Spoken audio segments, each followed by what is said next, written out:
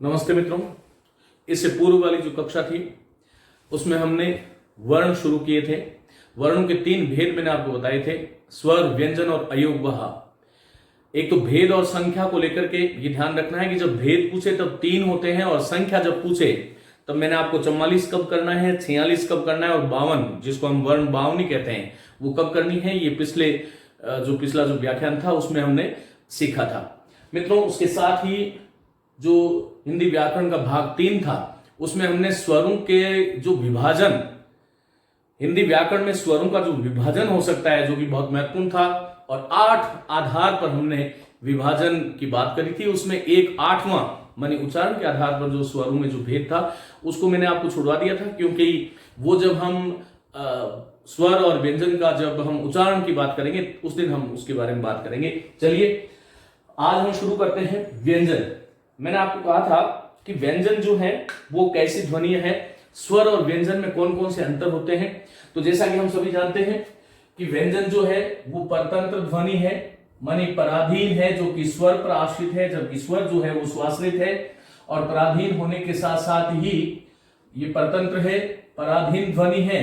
और दूसरी बात है अवरोध सहित ध्वनि है, मानी सावरोध भी कह सकते हैं, अवरोध सहित। किसका अवरोध होता है इसमें? स्वरों का। जबकि व्यंजन जो है उसमें कोई अवरोध नहीं होता है। जब हम उच्चारण करते हैं तो जो हमारा मुख है उससे जो वायु जो है प्राण वायु वो साक्षात निःसृत हो जाती है, वहां पर किसी प्रकार का कोई अवरोध नहीं होता। लेकिन व्यंजन जो है वो अवरोध है, क्योंकि इसमें जब हम उच्चारण करते हैं तो मुख के कोई ना कोई दो जो उच्चारण अवयव हैं उनमें बीच में अवरोध होता है। अवरोध होने के बाद में वो उच्चारण अवयव खुलते हैं और खुलने के बाद में जो स्फोट होता है उस स्फोट से हमें मुख से बाहर आती हुई ध्वनि सुनाई देती है, जिसे हम ध्वनि कहते हैं।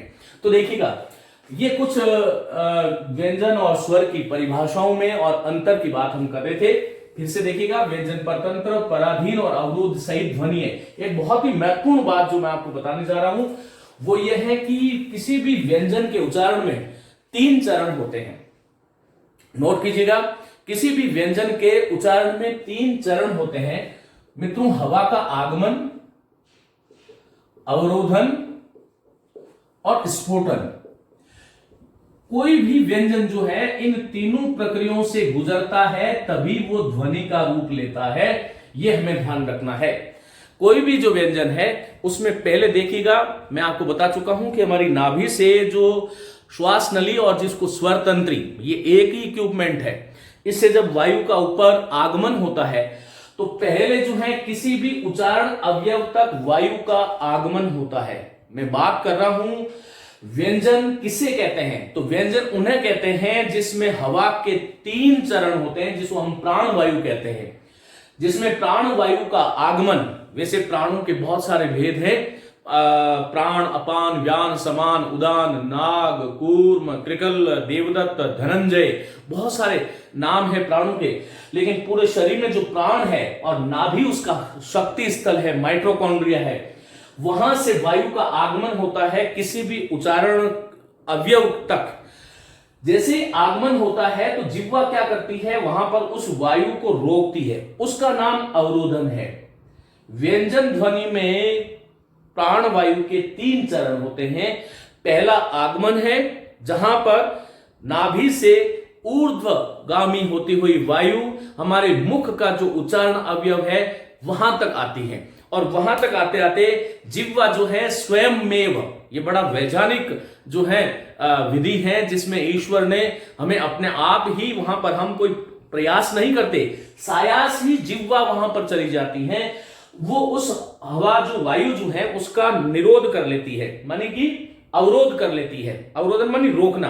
देखो आगमन हुआ, आगमन को हमने रोक लिया, और रोकने के बाद में जैसे जिह्वा उस अंग से हटती है तो स्फोट होता है, और उसी का नाम स्फोटन है। फिर उसी स्फोटन से हमें बाहर ध्वनि सुनाई देती है, वो व्यंजन है।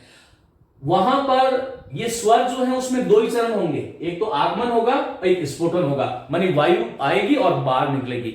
बल्कि उसको स्फोटन भी, क्योंकि स्फुट भी कोई चीज दबी हुई होती है वही फूटती है, तो हम मान सकते हैं। बाकी मुख्य रूप से आगमन और बहिर्गमन, माने वायु का आगमन और बहिर्गमन। स्वरों में दो ही होता है, जबकि व्यंजन जो है इन ध्वनियों में आगमन भी होता है, अवरोधन भी होता है और स्फोटन भी होता है। ये जो व्यंजन जो थे, इनको हमने 33 व्यंजन हमने कहा था कि भाई व्यंजनों की जो संख्या है वो कितनी है, 33। अभी इसमें 33 या 39 या फिर 35 ये कितने हैं, क्या है, आज उसके बारे में हम बात करने वाले हैं। चलिए, अभी तक मैंने आपको ये कुछ चीजें बताई, इसके आगे चलते हैं। मित्रों, ये जो 33 व्यंजन है, इन 33 व्यंजनों के हम अध्ययन की सुविधा की दृष्टि से मुख्य रूप से 3 और समझने के लिए एक और चौथा भेद कर सकते हैं।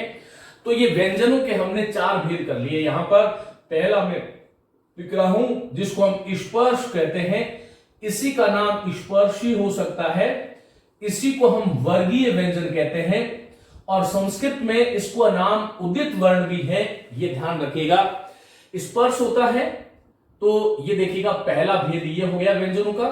व्यंजनों का जो दूसरा भेद है मित्रों, वह है अंतःस्थ, मानी ऐसे वर्ण जिनके उच्चारण में वायु हमारे अंदर ही स्थित होती है, बाहर नहीं आती, वह अंतस्थ है। और इसके बाद में होता है ऊष्म वर्ण। ऊष्म वर्ण का मतलब यह होता है कि ये संघर्षित ध्वनियां होती हैं, और कोई भी चीज जब संघर्ष करती है और संघर्ष करती हुई जो बाहर आती है तब वो ऊष्म हो जाती है। मानी ऐसे वर्ण जिनके बोलने से मुख से निकलने वाली जो वायु है वो गर्म होती है, वह ऊष्म है। और अंत में एक चौथा भेद जो है ना, वो उन कुल संख्या में अपन उनको सम्मिलित नहीं करते हैं, लेकिन उसको हम संयुक्त कहते हैं, क्योंकि बिना संयुक्त के जान के हमारी वर्णमाला अधूरी है। और हिंदी भाषा की यह बड़ी विशेषता है कि 2 व्यंजन और एक स्वर के योग से जो बनने वाले जो वर्ण है उनको हम संयुक्त व्यंजन कहते हैं। चलिए मित्रों, स्पर्श, स्पर्शी या वर्गीय व्यंजन जो है एक दृष्टि से 25 होते हैं और एक दृष्टि से 16 होते हैं। अंतस्थ की संख्या 4 होती है। अभी 16 को हटा दीजिए, 25 ही रख लीजिएगा ताकि आपको संदेह नहीं होगा कि कैसे होगा। अंतस्थ व्यंजन 4 है, ऊष्म 4 है। संयुक्त व्यंजन की संख्या पूछे तो 4 है, लेकिन कुल वर्णों में संयुक्त वर्णों को सम्मिलित नहीं किया जाता, क्योंकि इन तीनों वर्गों में जो वर्ण आते हैं उन्हीं से संयुक्त वर्णों का निर्माण होता है।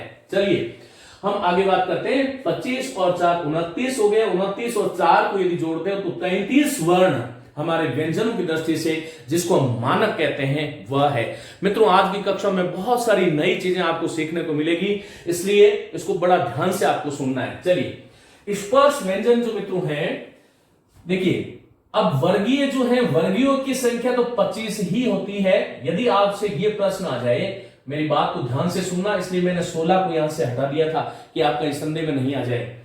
वर्गीय व्यंजनों की संख्या यदि कोई भी परीक्षक आपसे पूछता है तो आपको 25 करनी है, लेकिन स्पर्श या स्पर्शी और इसी का एक नाम और है जिसको हम स्पृष्ट कहते हैं। ये तीनों ही शब्द भाई भाई हैं, पर्यायवाची हैं परस्पर एक दूसरे के। जैसे मनुष्य को प्राणी भी कहते हैं, जीव भी कहते हैं, मानव भी कहते हैं, वैसे ही हम इसको स्पर्शी, स्पर्श और स्पृष्ट कुछ भी कह सकते हैं। इनकी संख्या देखो, इनकी संख्या में 2 मत है। परंपरागत दृष्टि से यदि ये शब्द आ जाए परीक्षा में कि परंपरागत दृष्टि से स्पृष्ट या फिर स्पर्श या स्पर्शी वर्णों की संख्या कितनी है, तो आपको ये ध्यान रखना है कि यहां पर 25 ही है। लेकिन आधुनिक भाषा विज्ञानी की दृष्टि में, आधुनिक दृष्टि से या आधुनिक भाषा विज्ञानी की दृष्टि से हिंदी वर्णमाला में स्पर्श वर्णों की संख्या कितनी है, यह प्रश्न आ चुका है। तो वहां पर आपको 25 नहीं करना है, 16 ही करना है। मेरे विद्यार्थियों, जो लोग हिंदी और संस्कृत दोनों पढ़ते हैं, उनके लिए एक सूचना फिर है कि संस्कृत में कहते हैं कि कादयो मावसाना स्पर्शः, मानी क जिसके आदि में है और म जिसके अवसान में है, वो सारे के सारे वर्ण जो है वो स्पर्श में गिने जाएंगे। लेकिन हिंदी में आधुनिक जो रिसर्च हुए, जो अनुसंधान हुए, जो गवेषणाएं हुई, उन्होंने ये सिद्ध किया कि मूलतः स्पर्श वर्णों की संख्या 16 है। तो अब हम इसमें 16 कौन से हैं उस पर किंचित थोड़ी देर बाद में बात करेंगे। ये वर्गीय व्यंजन इनको क्यों कहते हैं, देखिएगा हमारे यहां पर 5 वर्ग हैं। 5 वर्ग जिसको हमने संस्कृत में उदित वर्ण कहा है, कु, चू, टू, तू और टू, लेकिन हिंदी में कु वर्ग ऐसा नहीं है। हिंदी में जो परंपरा है वो क्या है मित्रों, देखिए ये क वर्ग है, फिर आप उसके बाद में च वर्ग आता है, फिर ट वर्ग आता है और फिर त वर्ग आता है, फिर प वर्ग आता है। ये 5 वर्ग हैं और वर्ग सामान्यतया उसे ही कह सकते हैं जिसमें 5 वर्ण हो। यदि वर्णमाला की दृष्टि से बात करें तो वर्ग वही होता है जहां पर कम से कम 5 वर्ण हो। अब ये कम से कम क्यों बोला, इसका भी कोई कारण है, क्योंकि ट वर्ग में कुल वर्णों की संख्या 7 है। विद्यार्थियों, ट वर्ग में हिंदी में 10वीं शताब्दी के बाद में जब हिंदी ने अपनी विकास यात्रा आरंभ करी, जो वैदिक संस्कृत, पाली, वैदिक संस्कृत, लौकिक संस्कृत, पाली, प्राकृत, अपभ्रंश की सुरम्य घाटियों से होती हुई जो आज की यात्रा तक जब पहुंची, जब 10वीं शताब्दी का जब पड़ाव जब आता है, तब हिंदी में नए नए नियम चले, हिंदी में कुछ नए वर्णों का विकास भी हुआ और उन नए वर्णों के विकास में ट वर्ग की श्रृंखला में हमने 2 वर्ण और जोड़ दिए। इसलिए ट वर्ग में कुल, यदि आपसे वर्ग में कुल संख्या यदि स्पष्ट पूछ ले इस तरह से, तो ट वर्ग में 7 वर्ण होते हैं, क्योंकि ड और ढ जिसको हम कह रहे हैं उनका विकास जो है वो ड के नीचे बिंदु लगाया तो ड बना और ढ के नीचे जब बिंदु लगाया तो वो ढ बना, और इसलिए ट वर्ग की संख्या 7 हो गई। चलिए आगे चलते हैं। अब ये क वर्ग जो है इसमें देखिएगा, ये क, ये ख, ये घ, ये घ और एक महत्वपूर्ण चीज है ये अंग है। विद्यार्थियों, आज की कक्षा बहुत महत्वपूर्ण होने वाली है। देखिए, जब हम एक तो है ड, जब आगे लगा देते हैं तो उंग बन जाता है और नीचे लगा देते हैं तो ड बन जाता है। मैं राजस्थान का निवासी हूं और राजस्थान में अधिसंख्यक लोग इसको क, ख, घ, घ, ड़ बोलते हैं। यह ड़ नहीं है, यह उंग है। ये ध्यान रखना। ऐसा क्यों होता है उसके बारे में अभी बात करेंगे थोड़ी देर बाद में। पहली बात तो यह है कि इसका उच्चारण, इन वर्णों का उच्चारण हम क, ख, ग, घ, के, खे, गे, गे इस प्रकार से कर देते हैं। इनका 2-2 का जोड़ा बनाए। देखिए, आप सभी लोग शिक्षक होंगे या शिक्षक बनने वाले हैं, मेरी बहुत शुभकामनाएं। लेकिन हमारा प्रयास ये होना चाहिए कि हम अधिक, जितना हो सकता है उतना हम शुद्ध बोले और शुद्धता के प्रति आग्रह भी रखें।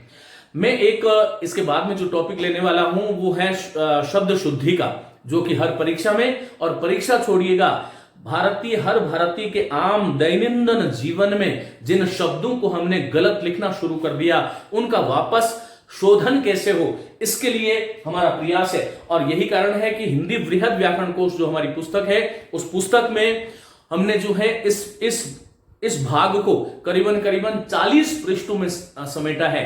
शुद्ध शब्द विवेक के नाम से जो मेरे पाठक हैं, जो पढ़ते हैं, वो जानते होंगे कि वहां पर हमने जो महत्वपूर्ण शब्द जो थे उनकी वर्तनी सकारण स्पष्ट किया है कि ये क्यों गलत है और सही है तो क्यों सही है। चलिएगा, तो ये अंग है।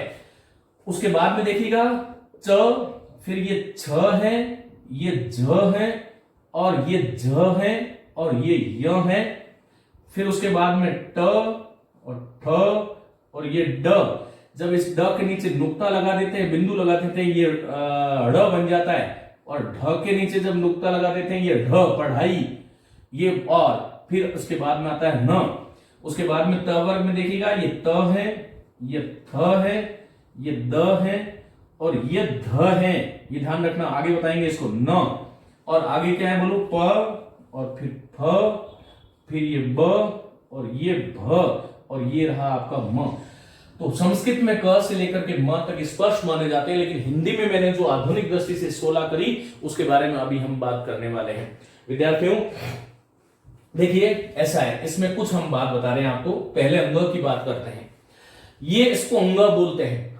हिंदी वर्णमाला में ये जो बिंदु है ये बड़ा महत्वपूर्ण है। मेरे हिसाब से बिंदु का जो बिंदु लगाने की जो स्थान है वो हिंदी वर्णमाला में 4 जगह हो सकते हैं। देखिए, एक कोई वर्ण है, हम कुछ भी ले लेते हैं, जैसे क ले लेते हैं, या एक कोई मानक ऐसे वर्ण मान लेते हैं। ये जो है आप देख रहे हैं, यहां पर आप कुछ भी वर्ण लिख सकते हैं। बिंदु या तो इस शिरोरेखा के ऊपर लगते हैं, ये जो वर्ण के ऊपर जो लगती है शिरोरेखा, और शिरोरेखा जो शब्द है वो विसर्ग संधि का उदाहरण है, शिरह और रेखा, तो शब्द क्या बनेगा, शिरोरेखा। ये जो विसर्ग देख रहे हो इसका ओ बन जाता है और शब्द बनता है शिरोरेखा। तो शिरोरेखा के ऊपर बिंदु लग सकता है, या फिर ये कोई भी वर्ण जो है इसके सामने वर्ण इधर लगता है, या फिर इस वर्ण के यहां पर वर्ण नीचे बिंदु लगता है, और या फिर एक बिंदु जो है लगाने की परंपरा यहां पर है। तो ये 4 जगह बिंदु लगते हैं। देखिए, ये जो ऊपर बिंदु लगता है किसी भी वर्ण के ऊपर, जो शिरोरेखा के ऊपर लगते हैं, उसे हम अनुस्वार कहते हैं। क्या बोलते हैं, अनुस्वार बोलते हैं। जैसे मैंने लिखा कंस, मैंने लिखा हंस, मैंने लिखा अंग, मैंने कुछ भी शब्द लिखा, मैंने लिखा घंटी, हिंदी का शब्द है। तो ये आप देख रहे हैं, ये अनुस्वार है। और अनुस्वार का मतलब क्या है, अनुमनि पीछे और स्वर मनी स्वरों के, ऐसी ध्वनि जो सदैव स्वरों के पीछे रहती है, स्वर के साथ ही अनुस्वार आता है, व्यंजन के साथ, मनी अर्ध व्यंजन जिसको आप कहते हैं। वैसे तो व्यंजन का मतलब वास्तव में तो क, ये व्यंजन है ही नहीं, ये तो अक्षर है। व्यंजन तो ये तब बनेगा जब इसके साथ में हम हलंत लगा देते हैं, लेकिन लेखन में हम क्योंकि इन वर्णों के साथ में मिलाकर अ को जोड़ के लिखते हैं, ये हमने बात आपको बता दी थी। तो किसी भी व्यंजन के साथ अनुस्वार का प्रयोग नहीं होता। ये रीट परीक्षा में पूछा गया है, अनुमनि पीछे स्वर मनि स्वर के, ऐसी ध्वनियां जो स्वर के पीछे आती है और जिनका उच्चारण स्थान केवल नासिका होता है, जिनको केवल नासिका से बोलते हैं, जिनको केवल नासिका से बोलते हैं, जिसका उच्चारण स्थान केवल नासिका होता है। ध्यान रखना, अनुनासिक जो है वो स्वर होते हैं, और व्यंजन जो है उसका पंचम वर्ण अनुस्वार का रूप धारण करता है। अनुनासिक जिसको हम चंद्रबिंदु कहते हैं हमारी भाषा में, वह हमेशा स्वरों की प्रकृति है, और अनुस्वार व्यंजन का जो पंचम वर्ण, 5 वर्ग है, 5 वर्णों के जो 5वें वर्ण है, जिसको आमतौर पर हम य म ग न कहते हैं। ये जो पंचम वर्ण है, इन पंचम वर्णों को जब हम संधि करते हैं तो इसका अनुस्वार बन जाता है। ये हमेशा शिरोरेखा के ऊपर लगता है। ये अनुस्वार जो है उसका उच्चारण स्थान नासिका होता है। इसके अतिरिक्त एक बात और ध्यान रखिएगा, अनुस्वार कोई भी ऐसा हमारी हिंदी में तद्भव शब्द है ही नहीं जिस पर अनुस्वार का प्रयोग होता है। कोई भी शब्द जिसके ऊपर आप अनुस्वार लगाते हो वह शब्द सदैव तत्सम होता है, और कोई भी तद्भव शब्द के ऊपर यदि आप अनुस्वार लगाते हैं तो भाषा की दृष्टि से, व्याकरण की दृष्टि से वह शब्द गलत है। जैसे आजकल हम वहां शब्द को ऐसे लिखने लग गए हैं, ये वहां शब्द गलत है, कहां जा रहे हो, कहां में ऐसे कर देते हैं, ये गलत है, ये हो ही नहीं सकता। ये कोई वर्ण ही नहीं है मित्रों, ये कोई शब्द ही नहीं है, क्योंकि कहां, वहां, जहां, यहां, ये सारे के सारे जो है हिंदी के तद्भव हैं। हिंदी के अपने विकास यात्रा में जो संस्कृत में अत्र, तत्र, यत्र, सर्वत्र, कुत्र, एकत्र, परित्र, अन्यत्र जो शब्द थे, उनको हमने जब अनुवाद किया तो वह अनुवाद प्रचलन हुआ। तो हमें क्या लिखना चाहिए, बोलो, कहां। मैं इसके बारे में बाद में बात करूंगा, जब जिस दिन शुद्धाशुद्ध शब्द विवेक पढ़ाएंगे विस्तार से बात करेंगे। ये कहां इस तरह से होता है। मैं बहुत बार देखता हूं शुभकामनाएं देते हैं, लेकिन ये शुभ काम नहीं आती है। यदि आप गलत लिखते हो तो ये शुभकामनाएं होती है, अनुस्वार नहीं आएगा, इसके ऊपर चंद्रबिंदु आएगा। ध्यान रखना, ये शुभकामनाएं तो हो ही नहीं सकती। तो मित्रों ये ध्यान रखिएगा, इस तरह से जो चीजें हैं उनको हमें ध्यान रखना है। ये अनुस्वार का प्रयोग तो केवल और केवल तत्सम शब्दों में होता है। जो तद्भव शब्द है उसमें कभी अनुस्वार का प्रयोग होता ही नहीं है। ये ए प्रत्यय तो हिंदी का है, शुभकामना तो संस्कृत का है, लेकिन ए जब हम उसका बहुवचन हिंदी की दृष्टि से बनाते हैं तो उस पर अनुस्वार का प्रयोग करना वर्जित है।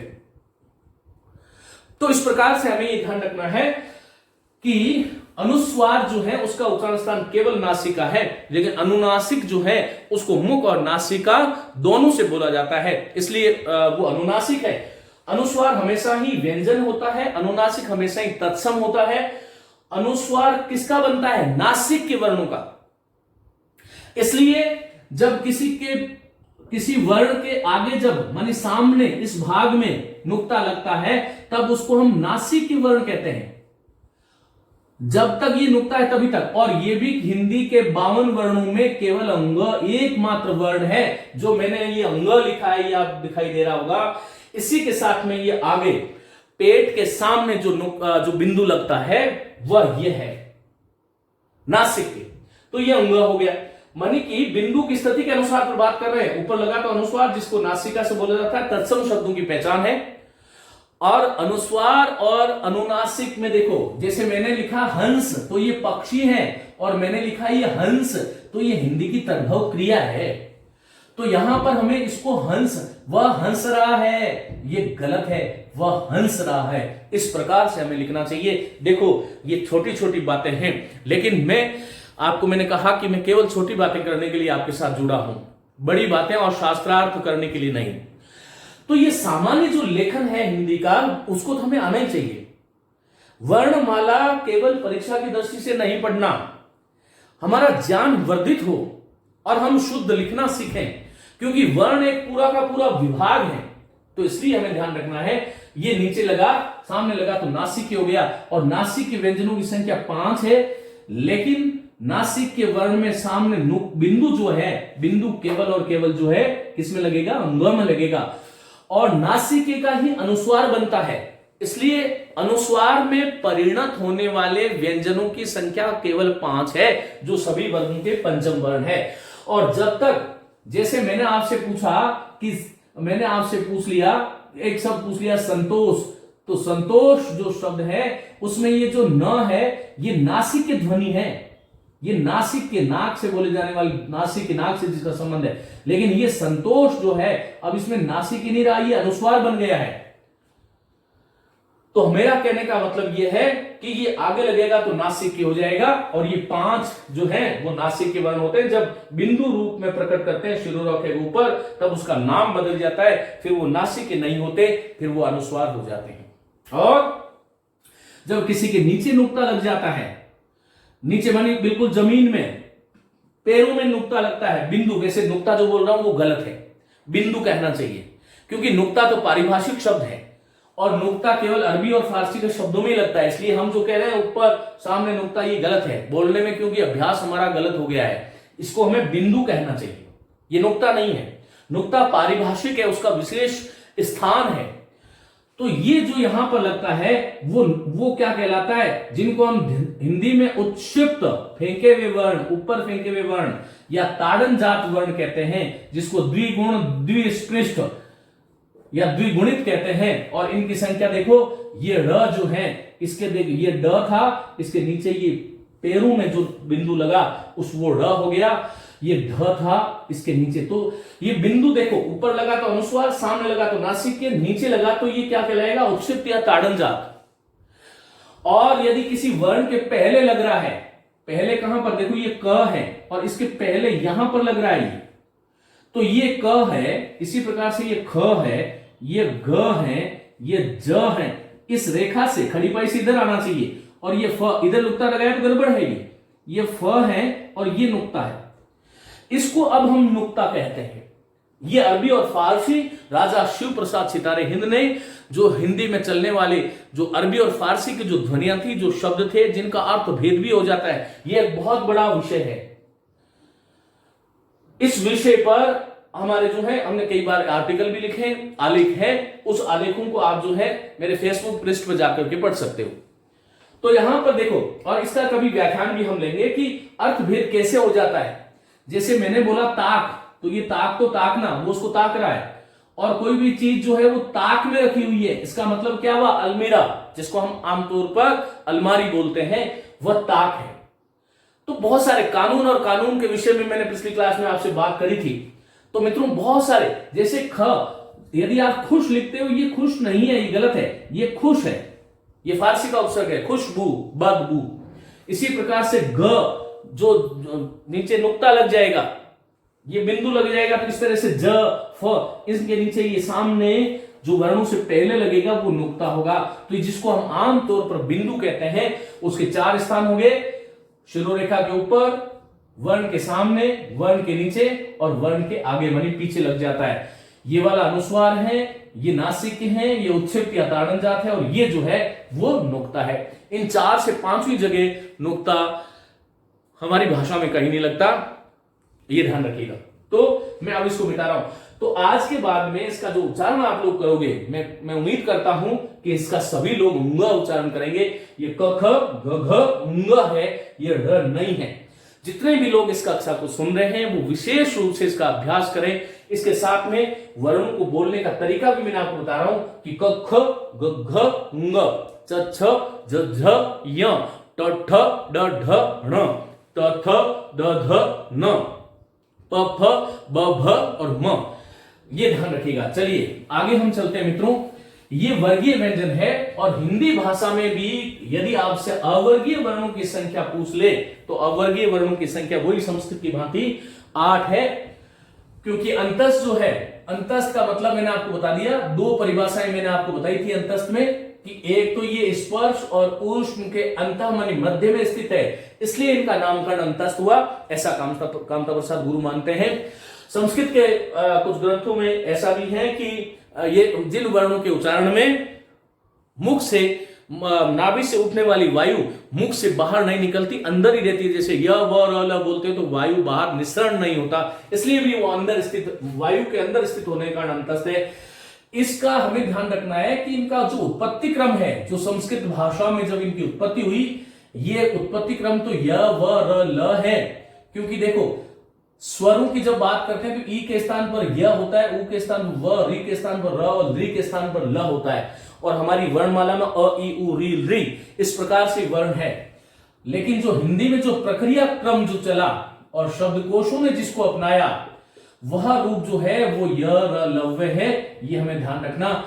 यदि आपसे उत्पत्ति क्रम की बात करें तो वहां पर य व र ल कीजिएगा, और यदि प्रक्रिया क्रम की बात करें तो वहां पर य र लव्य करना है। ऊष्म वर्णों की बात करते हैं, मैं आपको बता चुका हूं ये संघर्षी भी है, तो श ये तालु है, श ये मूर्धन्य है और स ये दंत्य है, और ह की ध्वनि जो है ऊष्म तो है ही है, साथ ही में ये योगियों की ध्वनि है। सबसे अधिक इन हमारी वर्ण 52 जो है मानी 52 वर्णों में सबसे अधिक महाप्राण जो है कोई ध्वनि है तो वो ह है, इसलिए योगी लोग भी ह ह ह का उच्चारण बार बार करते हुए देखे गए। ये साधना पद्धति में प्रयुक्त होने वाला वर्ण है ह, क्योंकि ये वर्ण यदि मैंने आपको कहा कि अक्षर को भारतीय परंपरा ब्रह्म का स्वरूप मानती है, इसलिए खैर इसके दार्शनिक विवेचन में हमने जाए ये ऊष्म वर्ण है। अब मित्रों हमने अभी तक यहां तक बात करी, और इनमें देखो क्योंकि मैंने बताया था कि वर्गीय व्यंजनों में 5-5 वर्ण आते हैं, जबकि इसमें भी 4 है, इसमें भी 4 है, इसलिए भी परिभाषा की दृष्टि से भी संगत नहीं है। इसलिए अंतस्थ और ऊष्म मानी इन चार को अवर्गीय व्यंजनों की श्रेणी में रखते हैं। अब हम आज थोड़ी सी विस्तार से बात करने वाले हैं संयुक्त की। पहले मैं बात कर लेता हूं कि संयुक्त वर्णों की संख्या क्या है। तो 4 है। जब हम पुरानी पुस्तकों में मानी जब हमने 10वीं कक्षा पढ़ी थी तो माध्यमिक शिक्षा बोर्ड की पुस्तक में भी क्ष, त्र और झ जिसको आप घ बोलते हो, ये 3 वर्ण संयुक्त थे। लेकिन संप्रति जब प्रतियोगी परीक्षाओं की मैं बात करता हूं या हिंदी में, इसका कोई कारण है ऐसा क्यों हुआ, तो वो 4 वर्ण हो गए। वो कौन से वर्ण में आपसे बात करूंगा। देखो मित्रों, क के बाद में श और अ, देखो ये क है, ये श है, ये अ है, मिलकर के एक वर्ण बनता है जिसको हम क्या बोलते हैं, क्ष, क्षत्रिय, क्षत्र। तो इस तरह से जो क्षुद्र, जो छोटा वाला शब्द क्षुद्र, इस तरह से क्ष क्ष। तो यहां पर देखो इसका एक तरीका ये भी हो सकता है कि आप इसको ऐसे भी बना सकते हो, क और श, क और श मानी क हलंत और श पूरा, और पूरा विश्लेषण करोगे तो हलंत क, हलंत श और अ, इस तरह से बनता है। देखो जो छोटी परीक्षाएं होती है ना, उसमें हम देखते हैं कि ये प्रश्न बहुत बार आता है कि श इस वर्ण का निर्माण कैसे हुआ, इस वर्ण की उत्पत्ति का सही वर्ण क्रम क्या है।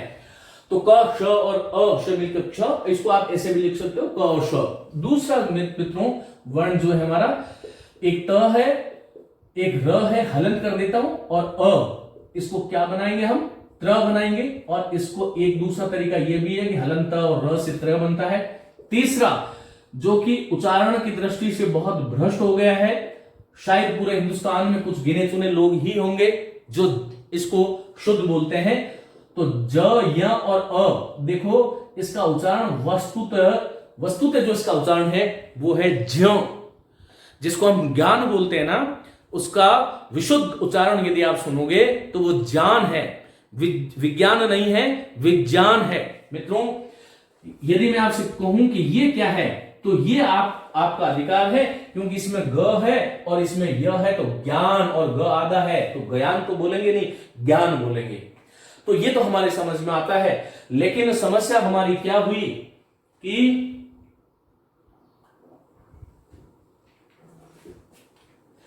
देखिए, हमारे भारत में अधिकांश लोग कबीरपंथी हैं, या कुछ संत ऐसे वे जिनका प्रभाव क्षेत्र बड़ा था। संत कबीर की जो भाषा थी वो सदुकड़ी थी, और उन्होंने कहा, संतु भाई आई ज्ञान की आंधी। सदुकड़ी भाषा में ज्ञान ऐसा लिखा गया। यदि मैं आपको कहूं कि ये क्या है, तो ग्यारसी शब्द है, ग्यारसी, ज्ञा, तो ये क्या है, ये ज्ञा है, तो फिर ये ज्ञा कैसे हो सकता है, या ज कैसे हो सकता है? तो ये हमें ध्यान रखने की बात है। खैर, तो उच्चारण, इसका विशुद्ध जो उच्चारण है वो क्या होना चाहिए, बोलो, ज होना चाहिए। और यही कारण है कि मेरे मुख से आप कभी भूल से भी ज्ञान शब्द का उच्चारण नहीं सुनोगे। ज्ञान, विज्ञान, अज्ञ, विज्ञ, सुविज्ञ, ये जितने भी शब्द हैं उनको मैं ज के रूप में बोलता हूं, और बहुत सारे लोग बोलते हैं। खैर, चौथा जो है मित्रों, ये आधुनिक संयुक्त स्वर है, श, तालव्य है, र और फिर अ, इससे मिलकर के ये जो हम श्री वाला श लिखते हैं ये बनता है। तो इस तरह से हम श और र ऐसे भी हम बना सकते हैं। ये मैंने दो तरीके इसलिए लिखे हैं क्योंकि परीक्षा में ये प्रश्न आता है, छोटी परीक्षाओं में, बड़ी परीक्षाओं में तो नहीं आता। तो ये श, र और अ से मिलकर श बनता है।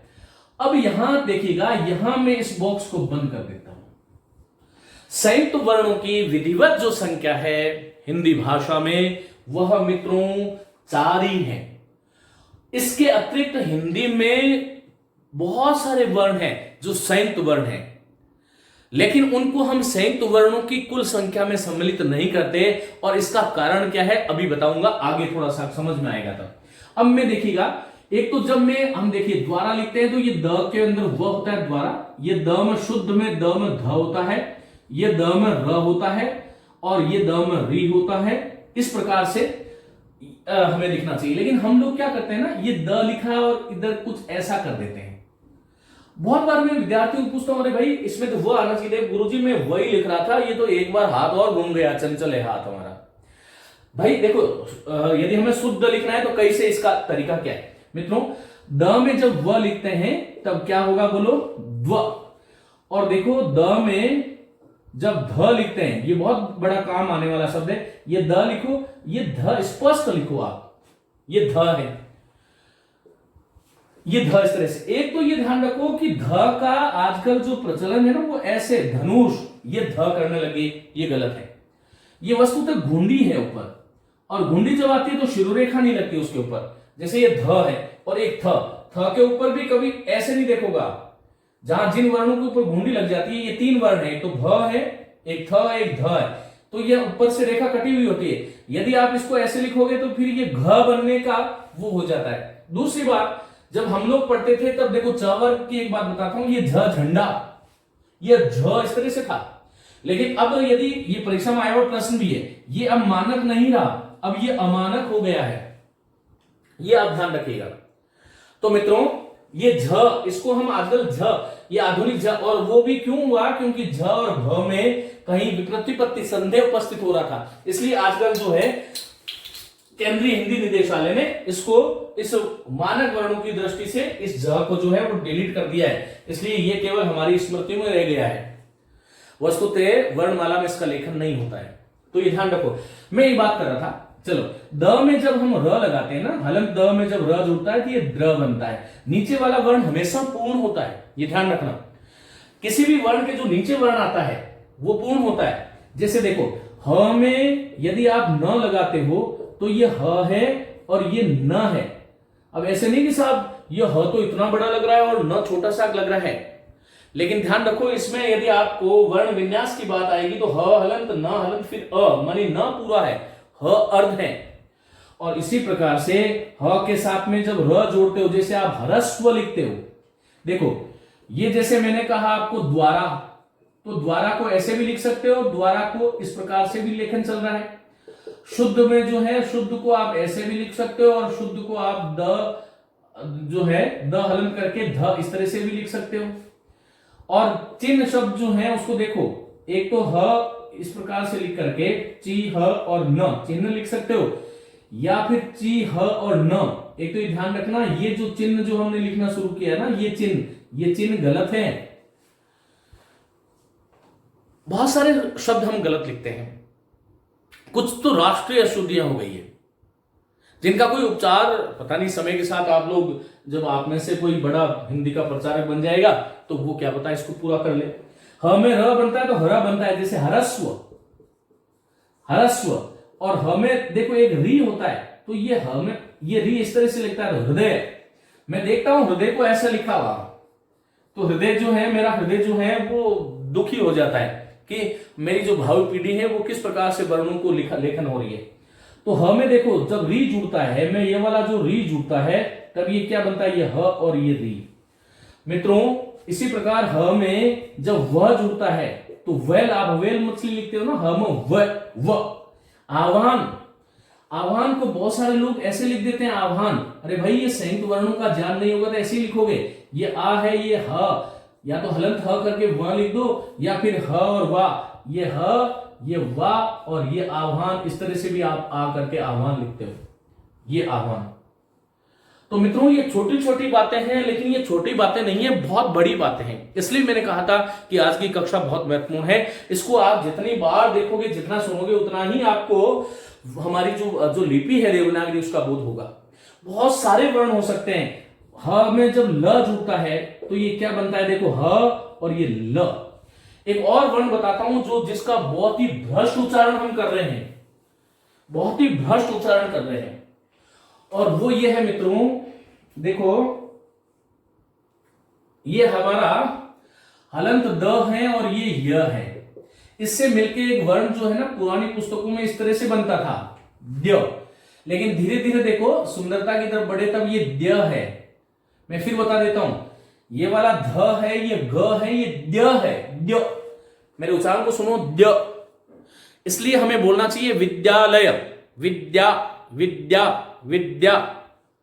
लेकिन हम क्या बोलते हैं उसको, देखो लिखते क्या है, विद्यालय। हम बोलते क्या है, ये विद्यालय। पहली बात तो इस लय को कोई बोलता ही नहीं है। जब ये य वर्ण हमारी भारत की भूमि पर जब उत्पन्न हुआ था, तब सोचा होगा इसने, इसकी हसरत होगी कि मुझे कोई उच्चारित करेगा। लेकिन शायद ही आज 99%, एक तो 99 शब्द नहीं होता, यदि मैं आपसे 1 से 100 तक संख्याओं की बात करूं तो उसमें भी हम गलत लिखेंगे, ऐसा मेरा मानना है। और मानना नहीं, मैंने ये प्रयोग करा कर देखे हैं स्टूडेंट से, विद्यार्थियों से। मित्रों ये देखो विद्यालय है तो लय, इसी तरह से हम लिखते तो क्या है, जयपुर, लेकिन बोलते क्या है, जयपुर। शायद उदयपुर लिखते हैं, उदयपुर, और बोलते क्या है, उदयपुर। अभी समय क्या हुआ है, समय तो ऐसे होगा, तो लिखा हुआ समय है, तो बोलने में क्या दिक्कत है।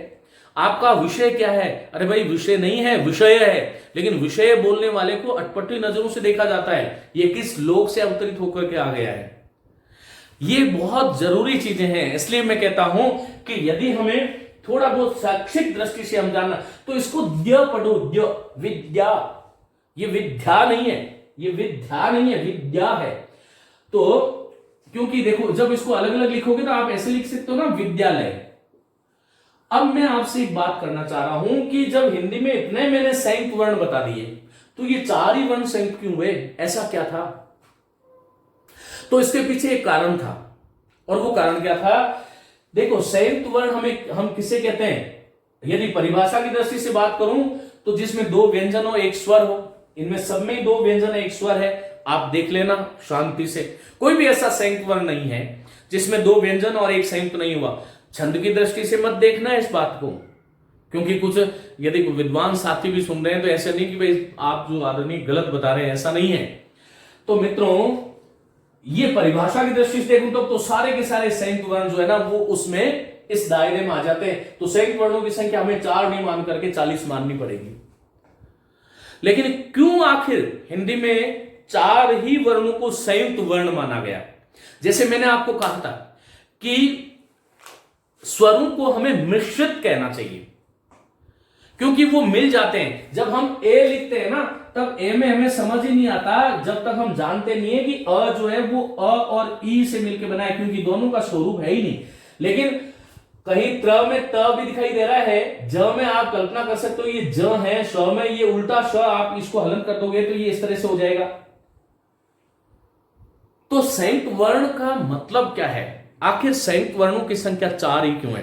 तो आप ये बात समझ लें कि ऐसे वर्ण जिनका वैकल्पिक लेखन नहीं हो, मानी जिनको हम 2 तरीके से नहीं लिख सकते, जिनको हम 2 प्रकार से नहीं लिख सकते, 2 तरह से नहीं लिख सकते, उसे हम संयुक्त व्यंजन कहते हैं। देखो, मैंने आपको कहा कि इस विद्यालय को आप ऐसे लिख सकते हो। आप जब देखो, जब आप कहते हो चिन्ह शब्द है, तो चिन्ह शब्द को यह हमें मैंने न बताया चिन्ह ऐसे, लेकिन चिन्ह को आपकी इच्छा हो रही है तो ये वैकल्पिक रूप है चिन्ह, तो आप चिन्ह को चिन्ह भी लिख सकते हैं। ये हमारे पास वैकल्पिक व्यवस्था है। देखो, एक तो मैं यहां पर और बता देता हूं, ये बहुत बड़ी गलती है, राष्ट्रीय गलती है ये। हमें जब म जुड़ता है तो ऐसे होता है। देखो, ये हमने कहा ब्रह्म, तो ये ब्र है, ये ह है, और ये इसमें म है, और शब्द हो गया ब्रह्म। लेकिन इसको हम ऐसे भी लिख सकते हैं, ब्र, ह और म। यदि मेरी इच्छा है लिखने की, तो मेरे पास वैकल्पिक व्यवस्था है कि मैं इसको ऐसे भी लिख सकता हूं। हाँ, कुछ लोग ब्रह्मा को ऐसे लिखने लग गए हैं ना, उनको ब्रह्मा जी पाप लगाएंगे, ये ध्यान रखना। तो ब्रह्मा को ऐसे मत लिखना। ये बहुत ही आवश्यक है, क्योंकि आपको पुस्तकों से ये ज्ञान नहीं आता। हाँ, आप ज्ञान बोले, मुझे कोई दिक्कत नहीं है, लेकिन मैं, चूंकि मेरा स्वभाव हो गया है, इसलिए मैं कभी भी ज्ञान विज्ञान नहीं बोल सकता, ज्ञान विज्ञान ही बोलता हूं। यह अंतःकरण में इतना स्थापित हो गया है। चलिएगा, तो मित्रों, मैंने कहा कि जैसे द्वारा शब्द है, द्वारा को एक तो मैंने ऐसे लिखा और एक द्वारा को मैं चाहूं तो ऐसे भी लिख सकता हूं, कोई मुझे दिक्कत ही नहीं है। हालांकि इसका लेखन ज्यादा है, लेकिन ये गलत नहीं है, ये ध्यान रखना। स्वीकृति, बल्कि आजकल तो संयुक्त वर्णों को अलग अलग लिखने की हो गई है। इसके बारे में मैं आपको शुद्धाशुद्ध शब्द विवेक की जब बात करेंगे, उस दिन हम इन चीजों को वापस पढ़ने वाले हैं।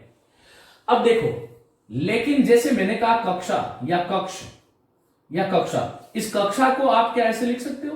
कक्षा, कभी नहीं देखा होगा।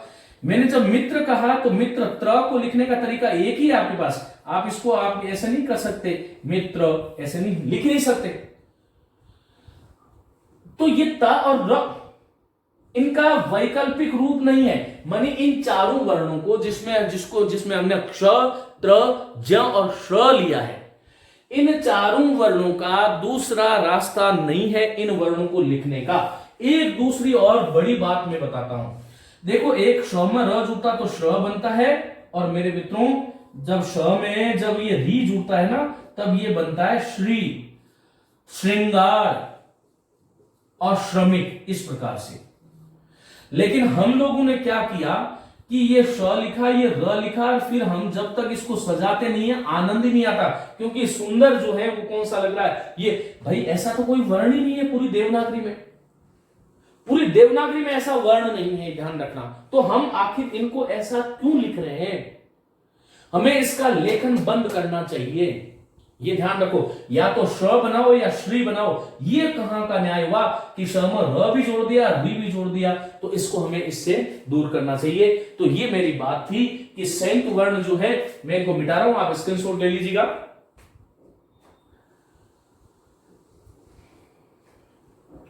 इनका मित्रों संयुक्त 4 इसीलिए हैं, यदि आपसे कोई पूछे कि भाई जब संयुक्त वर्णों की संख्या इतनी है तो आप 4 ही क्यों कहते हो, तो आप सबका उत्तर ये होना चाहिए कि हम 4 इसलिए कहते हैं क्योंकि क्ष, त्र, झ और श्र इन चारों वर्णों का वैकल्पिक लेखन माने कोई और दूसरा रास्ता नहीं है लिखने का। इनको हमें ऐसे रूप में लिखना पड़ेगा, लेकिन द्वारा को द्वारा और शुद्ध को शुद्ध और चिन्ह को चिन्ह लिख सकता हूं, ब्रह्म को ब्रह्म भी लिख सकता हूं। इस प्रकार से हमें ध्यान रखना। द जिसको मैंने बोला द और य, और प्रहलाद को मैं चाहूं तो ये प्र लिखा, ये ह लिखा, ये लाद प्रहलाद ऐसे भी लिख सकता हूं, लेकिन इनको नहीं लिख सकता। इसलिए जिसका वैकल्पिक लेखन नहीं है इनको मैं मिटा रहा हूं। बहुत महत्वपूर्ण चीज है। मैं उम्मीद करता हूं कि मेरे विद्यार्थी वर्ग को आज के बाद में इस प्रकार की चीज में कहीं कोई परेशानी आने वाली नहीं है। चलिए मित्रों आगे बात करते हैं। अब एक और बात कि संयुक्त वर्णों की संख्या 4 है, इनकी 25, 4, 29, 4, 33, तो संयुक्त को कुल वर्णों की संख्या में क्यों नहीं गिनते? और उसका कारण बहुत सीधा सा है कि क और श का कथन कहीं ना कहीं इसमें आ गया है। देखो ये क रहा और ये श रहा। इसी तरह से त और र भी आ गया है, ज और य भी आ गया है। ये इन्हीं में से आए हुए में से उठ के बने हैं, इसलिए हमें इसको अलग नहीं रखना चाहिए। अब मित्रों इनका वर्गीकरण क्या हो सकता है? मैं इनको मिटा रहा हूं, ये ध्यान रखिएगा। यहां से मैं इनको मिटा देता हूं क्योंकि इनका अब काम हमारे नहीं है। इतना ही काम था संयुक्त वर्णों को क्यों 4 ही संयुक्त लेते हैं, बाकी संयुक्त को संयुक्त में क्यों नहीं गिनते। चलो अब इन व्यंजनों का वर्गीकरण और आगे कैसे किया जा सकता है, इस विषय में हम बात करने वाले हैं। चलिए मित्रों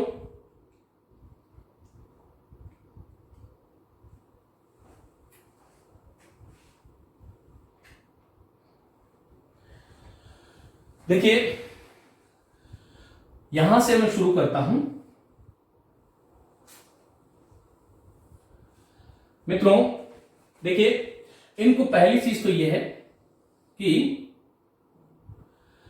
पहला मैं कहता हूं स्पर्शी या स्पर्श। मैं स्पर्श लिख लेता हूं। स्पर्श वर्णों की संख्या को लेकर के दो चीजें हैं, एक तो परंपरागत मत और एक आधुनिक मत। मैं आपको 25 बता रहा हूं परंपरागत और आधुनिक बता रहा हूं 16। तो ऐसा आखिर क्यों हुआ कि हमने 25 को हटा करके हिंदी में 16 को स्पर्श वर्ण गिना? और ये 16 है कौन से? तो देखो, क वर्ग के पहले 4 वर्ण, ट वर्ग के पहले 4 वर्ण, त वर्ग के पहले 4 वर्ण और प वर्ग के पहले 4 वर्ण। मतलब आप समझ गए होंगे, क ख घ घ और ट ठ ड ढ, ट ठ ड ढ और त थ द ध और प फ ब भ। ये जो 16 वर्ण है, ये 16 वर्ण ही विशुद्ध रूप से स्पर्श माने जाते हैं।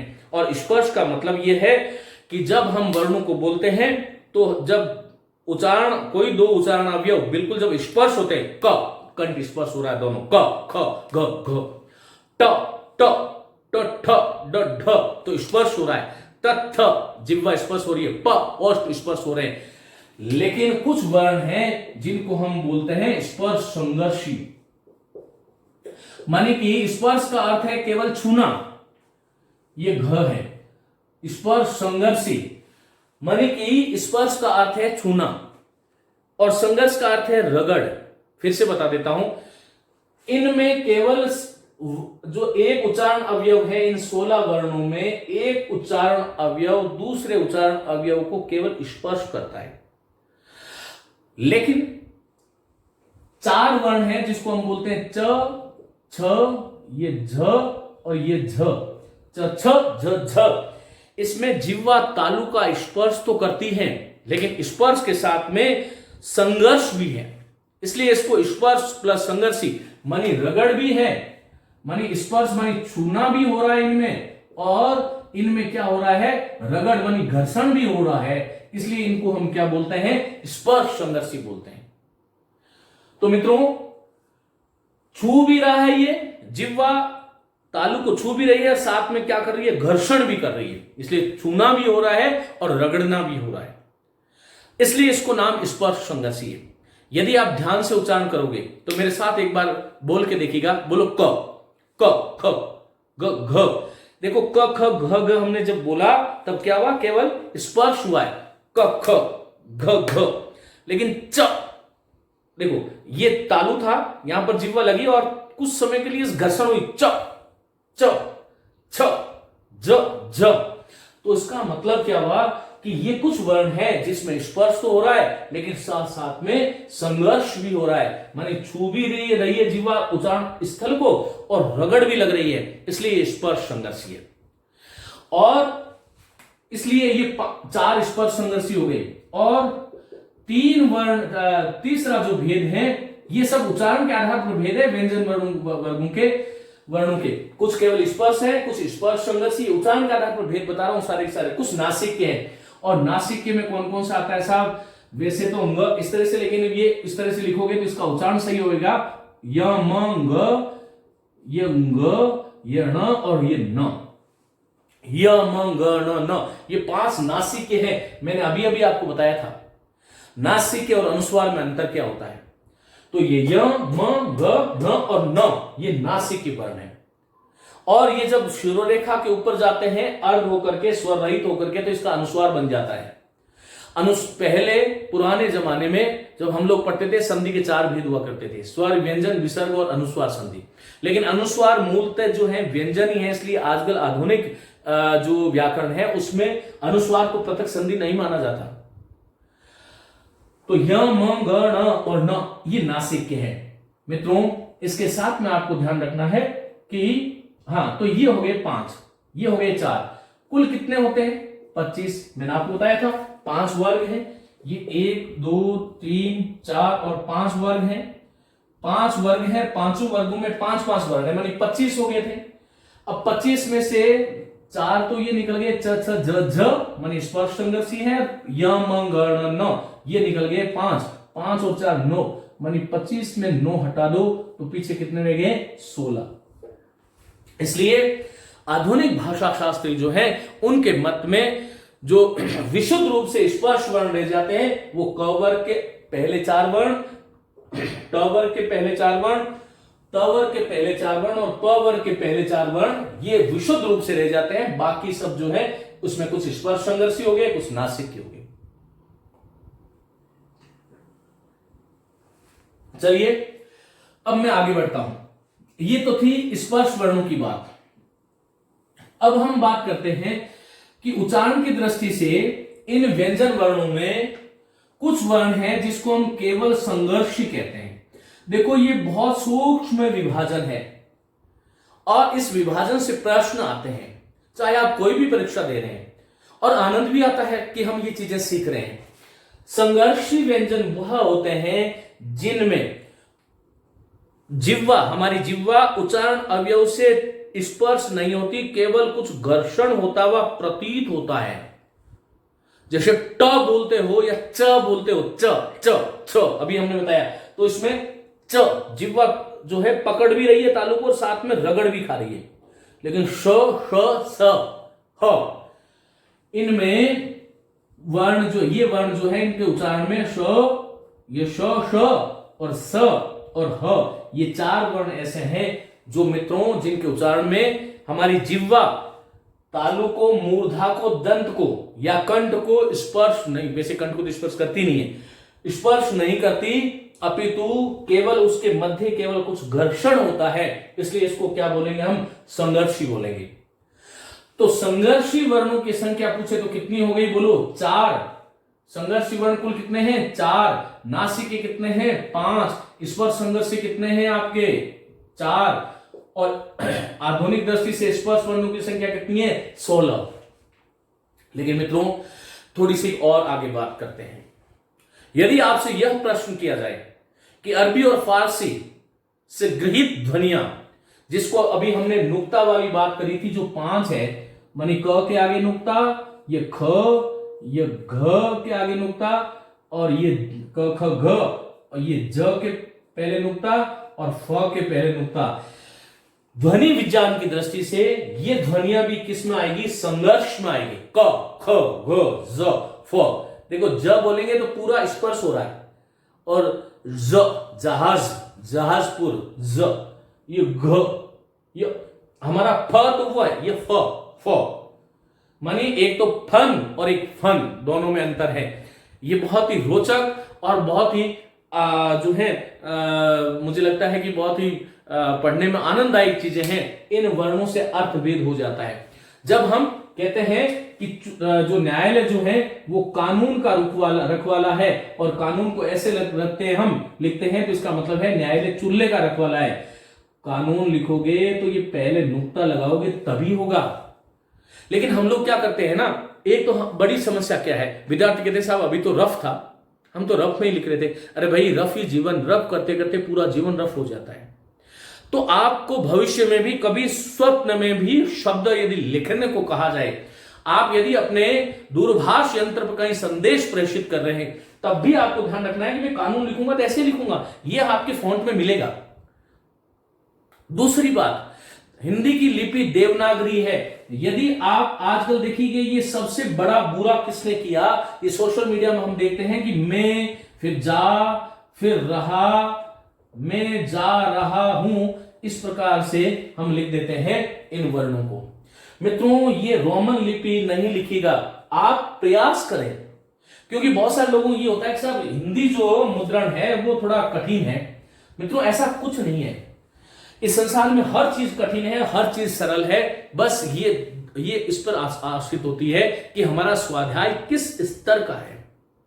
यदि आपका स्वाध्याय ठीक है तो इस संसार में कुछ भी चीज असंभव नहीं है। करके तो देखिए एक बार, हम कर ही नहीं रहे हैं और ऐसे ही हम कह रहे हैं कि कठिन है, तो फिर गड़बड़ है। खैर, संघर्ष वर्णों की संख्या पूछे तो 4 ही है, लेकिन आपसे पूछ ले कि क ख ग ज फ, भाषा विज्ञान की दृष्टि से, भाषा विज्ञान में उच्चारण की दृष्टि से इन ध्वनियों को किस श्रेणी में रखेंगे, तो ये संघर्षी है। लेकिन इनको कुल 9 मत कर देना, क्योंकि संघर्ष ये तो हमारी ध्वनियां है ही नहीं, क ख ग ज और फ।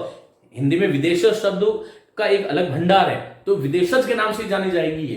तत्सम का अलग भंडार है, तद्भव का अलग भंडार है, तो इस तरह से ध्यान रखना है। फिर देखिएगा हमने स्पर्श, स्पर्श संघर्षी, नासिकीय संघर्षी, और फिर देखिएगा जो आगे वाला जो भेद है 5वां, उच्चारण के आधार पर एक हम ध्वनि है जिसको हम संघर्षहीन कहते हैं।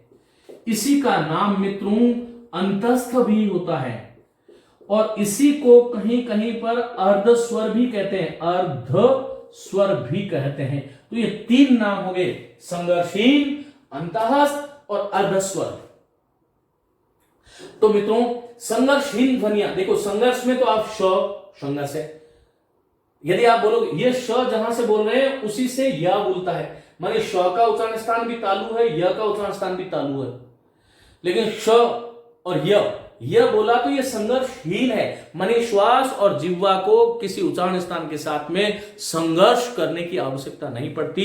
इसलिए आपसे कोई पूछे कि संघर्षहीन ध्वनियां कौन सी है, तो य, व, र और ल जो है ये चारों की चारों ध्वनियां संघर्षहीन है। इसी को हम अंतस्थ कहते हैं और अर्धस्वर कहते हैं। अर्धस्वर क्यों कहते हैं, क्योंकि यण संधि आपने पढ़ी होगी। इनका उच्चारण मैंने आपको व्यंजन में 3 चीजें आपको मैंने बताई थी, याद करना।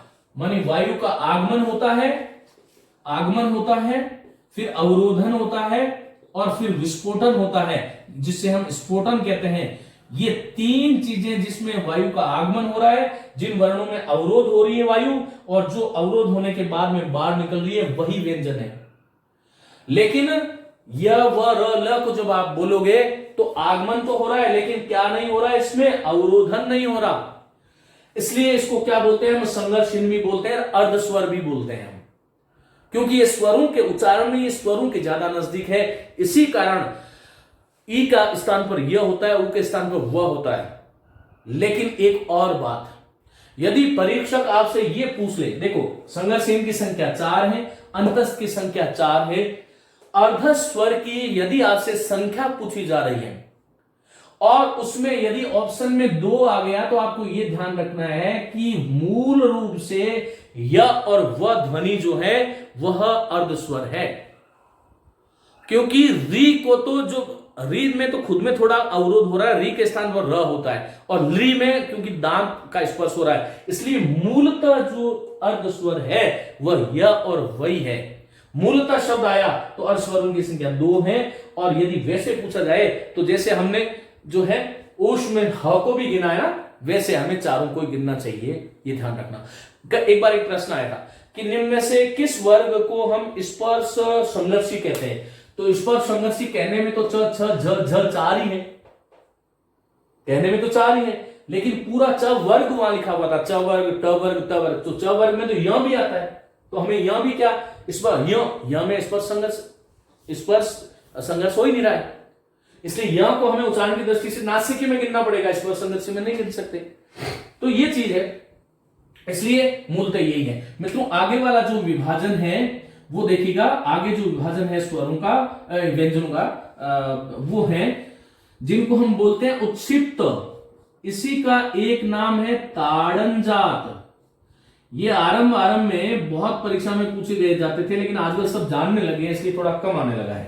ताड़न जात, इसी को हम द्विगुण या द्विगुणित भी कहते हैं, और इसी को हम फेंके हुए वर्ण भी कहते हैं। ढ़ और ढ की मैंने आपको कहानी बता दी थी कि ये ढ़ और ढ बना कैसे, लेकिन एक चीज जो आज की कक्षा की सबसे महत्वपूर्ण चीज है वह यह है कि ये ढ़ और ढ इन दोनों ही वर्णों का उद्भव 10वीं शताब्दी के आसपास हुआ था। इसलिए ढ़ और ढ किसी भी संस्कृत शब्द में इसका प्रयोग नहीं करना चाहिए। लेकिन हम न जाने क्यों पीछे पड़ गए। अरे जिनका हैप्पी बर्थडे ही नहीं हुआ था उनको फिर हम तत्सम शब्दों में कैसे गिन रहे हैं, यह हमें सोचने की बात है। मित्रों मैं देखता हूं, देखो गरुड़ शब्द होता है, लेकिन हम क्या लिखते हैं गरुड़, क्योंकि गरुड़ जब तक नहीं बोले तब तक आनंद ही नहीं आता। मित्रों हमें सजाने की आदत है। प्रौढ़ शब्द शुद्ध रूप से ये है, लेकिन हम इसको क्या लिखते हैं प्रौढ़, नीचे नुक्ता लगा देते हैं, बिंदु लगा देते हैं, नुक्ता नहीं है ये, तो प्रौढ़ लगा देते हैं। इसी प्रकार से शब्द तो होता है षडानन, लेकिन जहां पर जरूरत नहीं है वहां भी लगा देते हैं षडानन। षड गया है जो आनंद, वो तो षट और आनंद है, तो षडानन डा।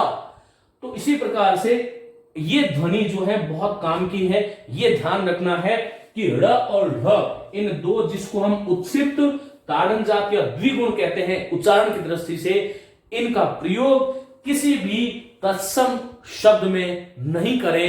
यदि करते हैं तो गलत है। मैं एक बात बता दूं, आपका मुंह थोड़ा खराब हो जाएगा, लेकिन ये गुड शब्द जिसको जो खाने वाला, वो इंग्लिश वाला गुड नहीं, GOOD, ये वस्तुतः गुडोदन शब्द है। गुड और ओदन ये संस्कृत का शब्द है, लेकिन हम आजकल इसको क्या लिखते हैं गुड़। अरे भाई ये हिंदी की, तो ये गुड़ तो हिंदी की क्रिया है, तो गुड़, वह गुड़ रहा है माने गुड़ रहा है, तो ये गुड़ कैसे हो, ये तो गुड है। लेकिन कुछ शब्दों का हमने इतना जबरदस्त अभ्यास कर लिया है, यदि आज भी मैं दुकानदार को जाकर के गुड दे बोलूं तो वो शायद मेरी तरफ देखेगा कि अभी गलत बोल रहा है, क्योंकि अधिसंख्यक लोग जिसका अनुसरण कर रहे हैं दुनिया में, गलत चीजें भी बार बार अभ्यास करने से वो सही प्रतीत होती है, और फिर उसके सही का प्रयोगता यदि कोई इस दुनिया में मिल जाए तो वह उपहास का पात्र बनता है। लेकिन कोई फर्क नहीं पड़ता, हमें गुड ही बोलना है, गुड़ नहीं बोलना है। तो ऐसे बहुत सारे शब्द हैं जिसके बारे में हम बात करने वाले हैं इन क्लासों में आगे, और ये हमें ध्यान रखना है कि ढ़ और ढ। दूसरी बात, ढ़ और ढ इन दोनों ध्वनियों का पूरी हिंदी में कहीं भी इन दोनों ध्वनियों से कोई वर्ण आरंभ होता ही नहीं है। कुछ लोग क्या करते हैं कि ढक्कन के नीचे भी ये ढक्कन लगा करके खुद को ढक्कन सिद्ध कर देते हैं।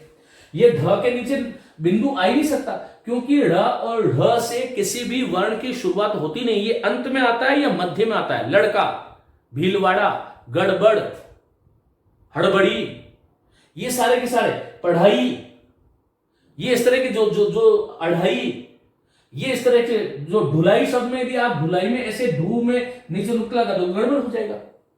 तो किसी भी वर्ण में वर्ण की शब्द की शुरुआत जो है वो ढ़ और ढ से नहीं होती। ये आपको गिन के गांठ बांध लेना है। कुछ चीजों को गांठ बांध लिया करो, जीवन में बहुत काम आने वाली है। इसके साथ में आगे वाला जो छठा है वो एक जो उसको हम बोलते हैं प्रकंपित, और इसी का एक नाम है लुंठित। तो मित्रों प्रकंपित मानी ऐसा वर्ण जिसके उच्चारण में जिह्वा में कंपन होता है, प्रकंपित, विशेष कंपन। लुंठित ऐसे लगता है जिसमें जिह्वा लुढ़क रही है, और वो उच्चारण क्या है, वो कौन सा वर्ण है, केवल र वर्ण है, जिसको हम उच्चारण की दृष्टि से प्रकंपित या लुंठित कहते हैं। जैसे ड़ और ढ को हम उत्क्षिप्त कहते हैं। उत्क्षिप्त क्यों कहते हैं, उद्मनी ऊपर, क्षिप्त मानी फेंकना। ऐसा लगता है मानो जब हम ड़ का उच्चारण बोलते हैं, ड़ और ढ का जब उच्चारण करते हैं, तब मित्रों हमें ऐसा लगता है कि कहीं जिह्वा अपने आप को ऊपर फेंक रही है। जैसे हम ताड़ते ना किसी को, ड़ ढ, इसीलिए इसका नाम ताड़न जात है। ताड़ने से जिह्वा जब ताड़ती है। और द्विगुण, मानी ये जिह्वा 2 बार जो है हमारे जो है उच्चारण स्थल को अवयव को स्पर्श करती है, इसलिए द्विगुणित भी कहते हैं। एक इसका ये भी है कि ड के आगे ये लगाया तो ये द्विगुण, मानी 2 बार जिनका कथन हुआ ड और ढ। ये प्रकंपित अनुष्ठित र है और 1 2 3 4 5 6 और ये 7वां हो गया। और ये 8वां जो है मित्रों ये है आपका पार्श्विक। देखिए पार्श्विक ये बहुत बार पूछा जाता है। पार्श्विक का मूल शब्द है पार्श्व, और पार्श्व कहते हैं बगल को, अगल बगल जो होता है ना उसको, जो दोनों और माने किसी चीज का जो भाग होता है वो पार्श्व है, क्रोध जिसको बोलते हैं। पार्श्विक है ल, और इसको क्यों बोलते हैं पार्श्विक ये भी समझ लो। ल बोल करके इस क्लास के बाद में देखना, ल जब बोलते हो तब क्या होता है, जिह्वा हमारी जो है ल वैसे न ल स ज वच्च ध्वनियां हो गई है सब हिंदी में, इसके बारे में बात करेंगे, लेकिन ल का वैसे उच्चारण देखा जाए तो दंत है। तो जिह्वा क्या करती है कि जो यहां से नाभि से उठने वाली जो वायु है यहां आती है, तो जैसे दांत से पहले आती है तो दांत पे आकर के जिह्वा सामने अवरोधन कर लेती है। 3 चरण बताए थे, आगमन, अवरोधन, स्फोटन। आगमन हो रहा है, आगमन होते होते ल जिह्वा आगे आकर के इस प्रकार से फण करके इसको रोक लेती है, और रोकने के बाद में क्या होता है, ल जब कब होता है, जब जिह्वा ऐसे लगता है कि जिह्वा के दोनों ओर मानी पार्श्व जो भाग है, बगल वाला भाग है, उससे वायु का बाहर जो है स्फुटन हो रहा है, इसलिए इसको हम पार्श्विक बोलते हैं। और इस दृष्टि से ल जो है वो पार्श्विक है। तो मित्रों ये जो है चीज जो है बहुत ही महत्वपूर्ण है, आगे ध्यान करें। अब देखिएगा ये तो था उच्चारण के आधार पर जो व्यंजन वर्ण थे, इनके हमने इतने भेद कर लिए। एक बार मेरे साथ बोल लेंगे आप, स्पर्श, स्पर्श संघर्षी, नासिके, संघर्षी, संघर्षहीन, उत्क्षिप्त, ताड़नजात, द्विगुण, प्रकंपित, लुंठित और पार्श्विक। अब मित्रों एक बात और ध्यान रखिएगा, बहुत सरल है, कोई बहुत ज्यादा इसमें कुछ नहीं है। हमारे गले में स्वर तंत्री होती है, तो स्वर तंत्रियों में कंपन के आधार पर, स्वर तंत्रियों में कंपन के आधार पर जो व्यंजन वर्ण है या वर्ण जो है, कंपन के आधार पर 2 भेद हैं। पहला है जिसको हम बोलते हैं अघोष। देखो घोष का अर्थ होता है गूंज, नाद, संगीत, और दूसरा जो है उसको हम बोलते हैं सघोष। लेकिन सघोष के स्थान पर कई बार जो है वो केवल घोष ही आ जाता है, तो आप घबराना नहीं है। कैसे होता है देखो, इसको समझने के लिए ध्यान रखो। ऐसे स्वर तंत्री है, ये हमारी स्वर तंत्री है। अब देखो जब वायु यहां नाभि से उठती है और उठ करके जब अंदर आती हुई सीधी स्वर तंत्री से मुख विवर से बाहर निकल जाती है, तो ये जो ध्वनि है मित्रों ये क्या कहलाती है, अघोष। मानी कोई इसमें कंपन नहीं हुआ, गूंज नहीं हुआ, संगीत नहीं हुआ, नाद नहीं हुआ। ऐसी ध्वनि जिसमें गूंज नहीं, संगीत नहीं, नाद नहीं, संगीत नहीं, वो अघोष है। ये नाभि थी, यहां से वायु ऊपर उठी। कुछ वर्ण ऐसे होते हैं जिनको बोलने पर क्या होती है, ये फड़फड़ाती है, जो हमारी स्वर तंत्री है इस प्रकार से, तो ये फड़फड़ाती हुई निकलती है, तब हम उसको बोलते हैं घोष। अब देखो मेरे साथ एक प्रैक्टिकल करो, अपने सभी लोग जो है सुन रहे इस क्लास को, जो अपनी अंगुली यहां रख लें, ये जो हमारा कंठ है इसके ऊपर जोर से मत दबाना इसको, और इसके साथ मेरे साथ बोलो क ख। देखो क ख जब बोल रहे हो तो बहुत ध्यान से, या ट ठ, देखो ट ठ बोलो तो बहुत ध्यान से जब आप देखोगे तो ये इसमें स्वर तंत्री जो है ना, उसमें यहां पर कोई जंकृत होता हुआ कुछ नहीं दिखाई देगा, च छ। लेकिन जैसे झ झ बोलेंगे तो क्या होगा, ज ज य, ट ठ कुछ नहीं हुआ, ड ढ ण, क ख घ घ ng, त थ द ध न, प फ ब बोलते ही क्या होता है, ये इस प्रकार से गूंज होने लगती है। इसका मतलब क्या हुआ कि वर्गों का पहला और दूसरा वर्ण अघोष होता है, और वर्गों का तीसरा, चौथा और 5 वर्ग कौन से हो गए, ये इसका पहला और दूसरा माने क ख च छ ट ठ त थ प फ, ये अघोष होते हैं। क्यों होते हैं, क्योंकि स्वर तंत्री में कोई कंपन नहीं होता, सीधी वायु बाहर निकल जाती है।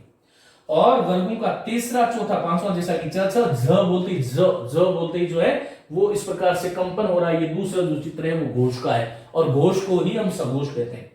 इसको आप यूं भी कर सकते हैं ना, देखो इसको आप ऐसे समझ सकते हैं ना, कि एक तरीका मैं आपको दे देता हूं, वैसे मैं ट्रिक की बात कभी करता नहीं हूं।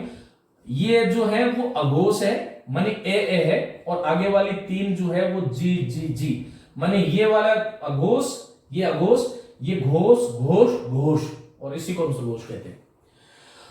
मित्रों इसके साथ में वर्गों का पहला और दूसरा के साथ में जो श और जो स है, मानी कुल तहरे वर्ण जो है वो अघोष की श्रेणी में आते हैं। श श स में भी किसी प्रकार का कंपन नहीं होता, इसलिए जो ऊष्म वर्ण है वो जो है स्वर तंत्री में कंपन के आधार पर अघोष वर्णों की श्रेणी में आते हैं।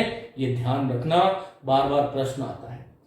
और वर्गों के तीसरे माने ये तीसरा, ये चौथा, ये पांचवा और इसके साथ में य व र ल और साथ में ह और सारे के सारे स्वर जो है, सारे के सारे स्वर जो है वो किस में आएंगे मित्रों?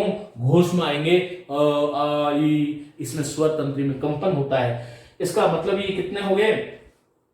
15 ये हो गए, 15 और 5 20 और 11 31 और 13 44 वर्ण हो गए। तो कुल वर्ण जो है ना वो 33 तो ये बताए थे हमने, 33 और 11 स्वर, मानी 33 स्वर और 11 33 व्यंजन और 11 स्वर, इनका विभाजन मैंने स्वर तंत्री के आधार पर आपके हाथ में रख दिया है। इसको आप बार बार पढ़ना है, आपको सीखना है, समझना है। चलो, ये स्वर तंत्री में कंपन के आधार पर समस्त वर्णों का जो विभाग था मैंने आपके सामने रख दिया। अब एक अंतिम विभाजन और है, और वो विभाजन क्या है मित्रों? जो बहुत जरूरी है लेकिन बहुत सरल है। चीजें कठिन नहीं है लेकिन हम उनको कठिन बना देते हैं। मित्रों, जब कभी भी हम किसी वर्ण का उच्चारण करते हैं तो श्वास का बल लगता है। तो श्वास बल या प्राण के आधार पर, प्राण की मात्रा या श्वास बल, प्राण की मात्रा या तो फिर श्वास बल के आधार पर, श्वास बल के आधार पर जो वर्ण है उनके हम दो भेद करते हैं।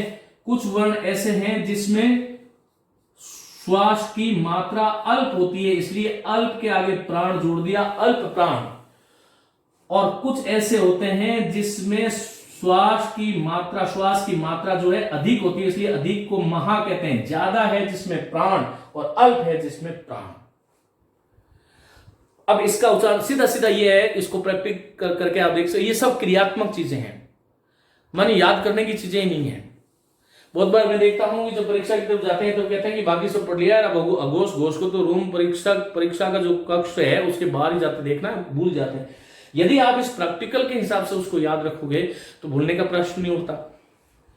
तो ये अल्प प्राण का मतलब अल्प है जिसमें प्राण, महाप्राण ज्यादा है जिसमें प्राण। मित्रों, इसको आप में कह रहा था कि इसका प्रैक्टिकल कैसे करें। देखो, आप अपना जो हाथ है उसको मुख के सामने रख लें, अपने आप खुद कर सकते हैं। मेरे साथ बोलिए क ख। क में जितना क में देखो श्वास आगे नहीं आई थी, ख में ज्यादा आई, घ में कम आई, घ में ज्यादा आई, अंग में फिर कम आई। फिर इसी प्रकार देखो, बोलो च में नहीं आई, छ में आपको एकदम श्वास का बल लगेगा, यहां पर हाथ पर आपको उसको अनुभव करें।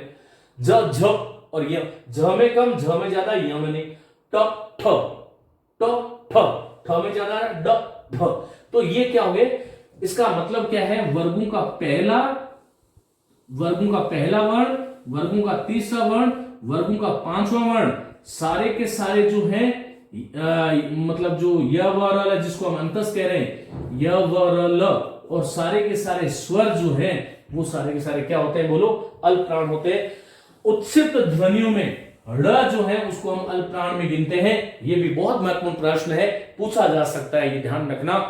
ड़ जो है वो प्राण के आधार पर अल्प प्राण है, लेकिन ढ जो है, ये ढ जो है वो महाप्राण है।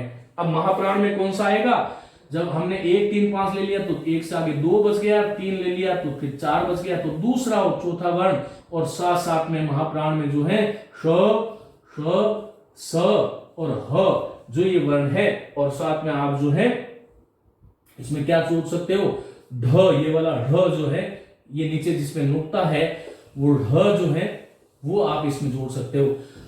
तो मित्रों, ये देखो आप 10 और 4 14 वर्ण हो गए ये, और इसको हम महाप्राण कहते हैं। इनमें भी सर्वाधिक जो पूरे वर्ण है, पूरे वर्णों में ह वर्ण जो है वो प्राण की मात्रा के आधार पर सभी वर्णों में महाप्राण की यदि कहीं ध्वनि है, क्योंकि सभी जो महाप्राण वाले, जैसे ह अपन ख लिखते हैं तो उसमें इंग्लिश को दर्शाने के लिए अच करते हैं, इसी तरह से जी एच करते हैं, गह माने ये ह की ध्वनि। हालांकि वो तो हमारा अनुसरण करने वाले हैं इंग्लिश वाले, तो देवनागरी लिपि की बड़ी वैज्ञानिकता है, उसके बारे में कभी बाद में बात करेंगे। लेकिन दूसरा और चौथा तो श, श, स और ह, और ढ़ जो ध्वनि है वो महाप्राण हो गई, ये ध्यान रखिएगा। तो ये कितने हो गए, 30 हो गए आपके यहां तक, और ये कितने हो गए, 14। 30 और 14 44 वर्ण हो गए। ड़ और ढ को मैंने अलग जोड़ दिया है क्योंकि ड़ अल्पप्राण है और ढ जो है वो महाप्राण है। तो अल्पप्राण और महाप्राण के आधार पर इस प्रकार से हम इसको बांट सकते हैं। मित्रों, हमने आज व्यंजन की बात करी, इनमें देखिए इस प्रकार से हमने इसको बांटा। फिर उच्चारण के आधार पर मैंने स्पर्श, स्पर्श संघर्षी, नासिक के संघर्षी, संघर्षहीन, उत्सित, प्रकंपित, पार्श्विक। फिर स्वतंत्र में कंपन के आधार पर अघोष और सघोष में बांटा। प्राण की मात्रा के आधार पर हमने अल्पप्राण और महाप्राण में विभाजन किया। और इसी के साथ ये जो आपका व्यंजन जो विचार है ये यहां पर संपूर्ण हो जाता है। आगे जो चीजें इसमें से जो मैंने कुछ रखी है, संयुक्त व्यंजन की हमने बात करी थी। आगे जो कुछ चीजें इसके अंदर रहा कुछ नहीं है, लेकिन वो विस्तार के भय से मैं आपको शुद्धाशुद्ध शब्द विवेक, माने कि हम कौन से शब्द को किस प्रकार से लिखें, कैसे हम शुद्ध लिखें। क्योंकि जब हम सुबह प्रातःकाल जब उठते हैं तो उठते ही हमारे हाथ में समाचार पत्र होता है, और समाचार पत्रों वाली हिंदी ही हमारे जो है मस्तिष्क में जाती है, मन मस्तिष्क में जाती है, और उससे परीक्षाओं में गड़बड़ होती है, परीक्षाएं पास नहीं होती। बहुत सारे लोकप्रिय शब्द, जैसे मैं गरुड़ और मैं आपको प्रौढ़ और षडानन और इस प्रकार के गुड़ शब्द की बात कर रहा था, ये बहुत लोकप्रिय अशुद्धियां भारतीयों ने गढ़ ली हैं। हम सब मिलकर के, मैं बहुत कम जानता हूं, लेकिन मिलकर के यदि हम एक इतना बड़ा समूह तैयार करें जिसमें सभी लोग शुद्ध लेखन के प्रयोक्ता हो, सभी लोग शुद्ध रूप से बोलने के अभ्यस्त हो, तो शायद हिंदी जो है वास्तव में इसको राष्ट्रभाषा का जो अघोषित जो दर्जा मिला हुआ है, ये घोषित दर्जा हो। और कहते हैं ना, निज भाषा उन्नति को अहई, निज भाषा बिन मिटत ने ये कुशूल। भारतेंदु हरिश्चंद्र बहुत बड़े व्यक्ति, हिंदी में सशक्त हस्ताक्षर, उन्होंने ये बात कही कि निज भाषा जब होगी तभी हमारी उन्नति होगी। संस्कृत कोई नहीं हमारी जो है, वैसे तो संस्कृत इदानीम अपि अस्माकं मुखे अस्ति, आज भी हम इसका उच्चारण, विचारणा, कथनम, प्रकथनम, अभिव्यक्ति संस्कृत माध्यमेन कुर्मः एव, संस्कृत माध्यम से करते हैं, परंतु हिंदी को हम शुद्ध बोलें, शुद्ध लिखें, कम से कम ये सामान्य जो चीजें हैं उसके बारे में हम सही तरीके से जानें। यही मेरा प्रयास है आप लोगों के साथ में। और ये ध्यान रखिएगा कि इनसे संबंधित मैं कुछ प्रश्न जो हैं वो आपको लिंक में देता हूं, उन प्रश्नों को आप जरूर पढ़ें, वहीं से आपके जो है प्रश्न परीक्षा में आते हैं। इनको बार बार अध्ययन कीजिए, स्वाध्याय कीजिए। आप सभी का बहुत बहुत धन्यवाद। नमस्ते।